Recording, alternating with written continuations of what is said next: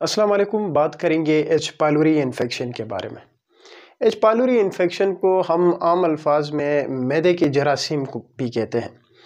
अब ये जो एच पाइलोरी इन्फेक्शन है ये स्टमक इन्फेक्शन होता है जो कि एक बैक्टीरिया काज करता है जिसका नाम है हेलिकोबैक्टर पाइलोरी बैक्टीरिया। अगर हम बात करें कि जब एच पाइलोरी इन्फेक्शन किसी को हो जाता है तो इस तरह के मरीज़ों में क्या अलामात देखने को मिलते हैं, तो सबसे पहले जो अलामत देखने को मिलती है वो है एब्डोमिनल पेन या एपिगैस्ट्रिक पेन। जब भी मरीज़ हमारे पास इस तरह के इन्फेक्शन के साथ आते हैं तो कहते हैं कि डॉक्टर साहब शदीद किस्म का पेट में दर्द हो रहा है।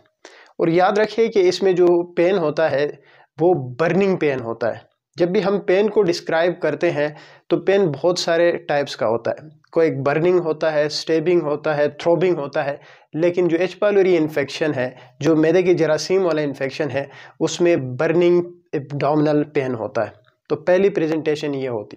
उसके अलावा दिल मतली होती है, उल्टी बहुत ज़्यादा आ रही होती है और उसके साथ ही जो डिप्रेशन और एंजाइटी के सिम्पटम्स होते हैं वो भी देखने को मिलते हैं।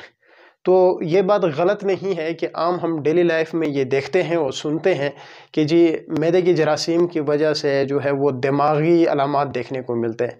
तो ये बात बिल्कुल साइंटिफिक प्रूफ है कि जब भी एच पाइलोरी इन्फेक्शन होता है या जब भी पेप्टिक अल्सर डिजीज़ किसी भी किस्म की कोई और मसला हो तो उसमें हमें एंजाइटी और डिप्रेशन के सिम्पटम्स देखने को मिलते हैं। एच पाइलोरी में भी हमें एंजाइटी और डिप्रेशन के सिम्पटम्स को देखने को मिलते हैं। तो ये सारी बातें हैं एच पाइलोरी इन्फेक्शन के अलामात के बारे में कि अगर जब भी किसी को होगा एच पाइलोरी इन्फेक्शन तो वो कुछ इस तरह के अलामात देगा। याद रखें इन अलामात के साथ एक जो बहुत अहम अलामत होती है मरीज़ों में वो होती है एसिडिटी की, कि डॉक्टर साहब हमारे सीने में जलन होता है। तो ये भी एक अहम प्रेजेंटेशन है एच पाइलोरी इन्फेक्शन की। अगर हम बात करें कि इस इन्फेक्शन को यानी जो मैदे के जरासीम वाले जो इन्फेक्शन है उसको हम डायग्नोज कैसे करते हैं, कोई टेस्ट है जिससे हम डायग्नोज करते हैं, तो जी हाँ, कुछ एक इम्पॉर्टेंट टेस्ट है। उसमें सबसे पहले जो टेस्ट आता है वो एच पाइलोरी टेस्ट आता है जो कि आप हर आम और ख़ास लेबॉर्ट्री में किया जाता है, आप इजीली कर सकते हैं। जब हम वो टेस्ट करते हैं अमूमन जब भी किसी को एच पाइलोरी इन्फेक्शन हो चुका होता है तो ये टेस्ट पॉजिटिव आता है। उसके अलावा और भी टेस्ट है जैसे कि H pylori stool antigen test है और दूसरा जो टेस्ट है इंडोस्कोपी जो कैमरे वाला टेस्ट है वो भी है, लेकिन उस तक की नौबत नहीं आती। जो simple H pylori blood test होता है उससे डायग्नोज हो जाता है एच पाइलोरी इन्फेक्शन। तो जब H pylori blood test positive आता है तो तब हम फिर इसकी ट्रीटमेंट की तरफ चले जाते हैं।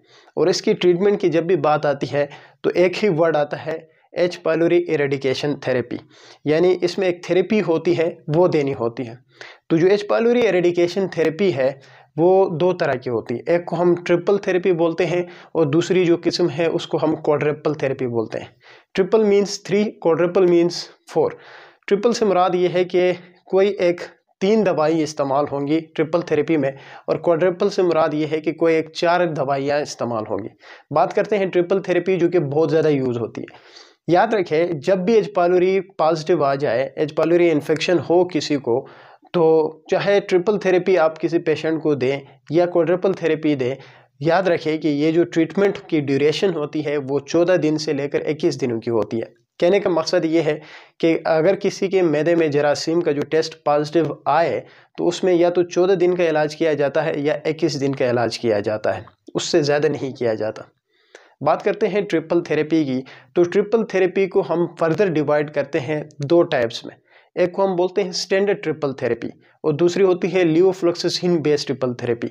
कोई इतनी बड़ी मुश्किल चीज़ नहीं, बड़ी आसान है। जब भी एच पाइलोरी पॉजिटिव आ जाए, कंफर्म हो जाए कि एच पाइलोरी इन्फेक्शन है, तो सबसे पहले आपने ट्रिपल थेरेपी में 3 दवाई इस्तेमाल करनी है जिसमें 2 एंटीबायोटिक्स होंगी और 1 पीपीआई होगी जिसको हम ओमेप्राजोल या इसोमेप्राजोल के नाम से जानते हैं, जो आम अल्फाज में जो मैदे की गोलियां जो कहा जाता है वो यूज़ करनी होती है।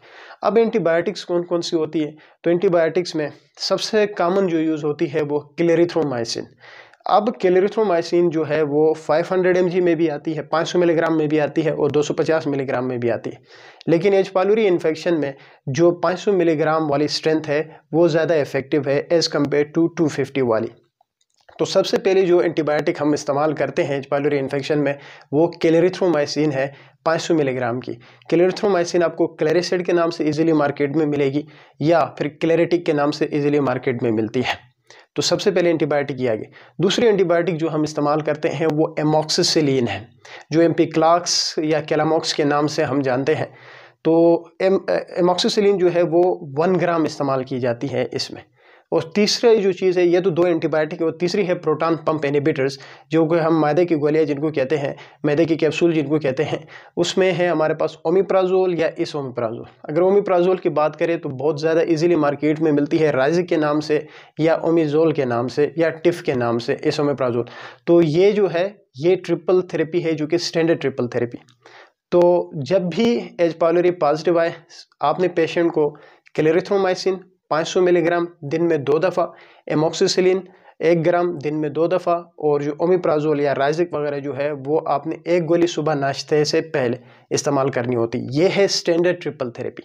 अगर हम लियोफ्लोक्सासिन बेस्ड ट्रिपल थेरेपी की बात करते हैं तो उसमें हम क्लेरिथ्रोमाइसिन की जगह लियोफ्लोक्सासिन 500 mg यूज़ करते हैं, जो कि लिफ्लॉक्स के नाम से आती है, और बाकी सेम ट्रीटमेंट होती है। तो ये ट्रिपल थेरेपी की बात आ गई।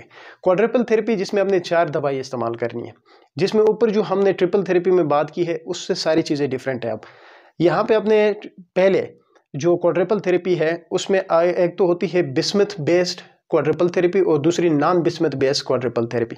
थोड़ी चीज़ें कॉम्प्लिकेटेड हो जाएंगी, इसलिए मैं सिंपल बताता हूँ कि क्वाड्रुपल थेरेपी में क्या इस्तेमाल करना है।